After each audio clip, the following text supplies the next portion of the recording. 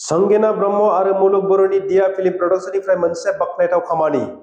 उदालगुरि जिल्लानि सिङाव थानाय 2 नं खाग्राबारि गामिनि दुबि बर'आ सासे गोरिब सुबुं। बेखौ नोजोर बोनानै बर' हारिनि मुंदांखा फावखुंग्रि संगिना ब्रह्म आरो मुंदांखा फावखुंगुर मुलुग बर'नि दिया फिल्म प्रडाक्शननि गेजेरजों न' गंसे लुना होनो थाखाय थिरांथा लायो आरो बे न'खौ लुनो थाखाय दिनै गिबि खुन्थियाखौ गायसनजेननाय जायो। थारैनो बर' हारिनि सावथुन मुलुगखौ बुहुमाव सिनायथि होनायजों लोगोसे मेंग्लिनाय गोसोखौ रंजाहोनायजों समाजनि गोबां खामानि मावनायजों संगिना ब्रह्म आरो मुलुग बर'जों लोगोसे बिथांमोननि गोबां मावथिफोरा ज' जानानै गंसे गोरिब न'खरनो न' लुना होनो थाखाय थिरांथा लायो। न' लुनो थाखाय गिबि खुन्थिया गायनाय हाबाफारियाव बाहागो लायो दिया फिल्म प्रडाक्शननि मेनेजार राइबेल बर' लोगोसे बर' सावथुन मुलुगनि कमेडियान बयखौबो मिनिहोनो हाग्रा गेम्बु बर', बिजय सामब्राम, रत्नेश्वर बर', जुबिसार बर'जों लोगोसे गोबां गामिनि रायजो राजाफ्राबो बाहागो लायो। नियाव फैनाय जाहोनानो जाबाय जोंहा दिङा फिल्म प्रडाक्शननिफ्राय माने मोनसे न' अनसुंथाइ होनाय जादों। बे न'खौ थारमाने मानो थाखाय होनाय जादों बा सोरनो होनाय जादों आं बेखौ फोरमायना होनि। बे जाबाय दुबि बर'नो माने लुना होनाय जादों। बिसोरहा माने न'खराव माने रावबो बिदि न' लुना होनो हानाय बा फैसा थाखा हेफाजाब होनो हानाय रावबो बिदि गैया आरो हारसिंसो दोङो दा न'आव बिबो। आरो बेनिखायनो सरकारनिफ्रायथ' जेबो बिदि अनसुंथाइ मोननाय जायाखै बा बिदि न' स' बिदिबो जेबो माबा खालामनाय जायासै, दासिमबो गैया, जेनेबा सरकारनिफ्राय अनसुंथाइ गैया। बेनिखायनो जोंनि मुलुगदा आदानि बा संगिना बाजैनि अननायाव जेनेबा दिङा फिल्म प्रडाक्शननिफ्राय दा नैबे न'खौ जेनेबा अनसुंथाइ होनाय जादों।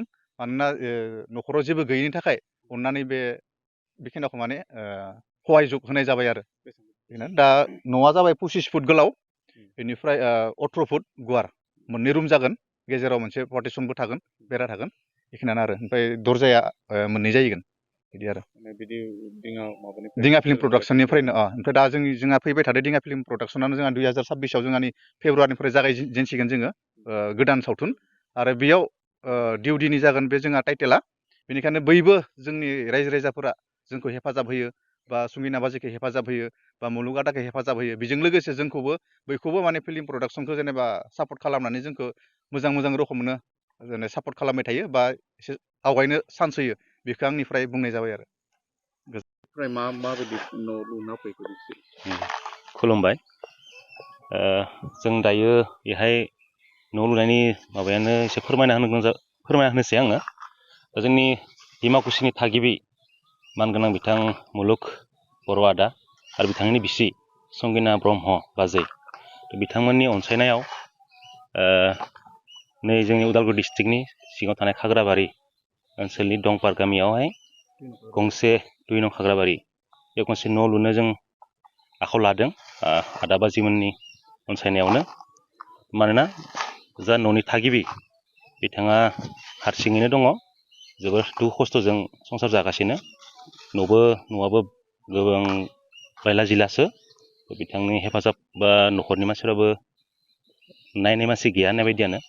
ओंखायनो मुलुग आदा आरो संगिना बाजै बिथांमोननि अनसायनायाव जों दायो बिथांनो न' गंसे लुना होनो आखायाव लादों, जायनि थाखाय जों बेहाय दङ। मानोना जोंहा मुलुग आदा आरो संगिना बाजैनि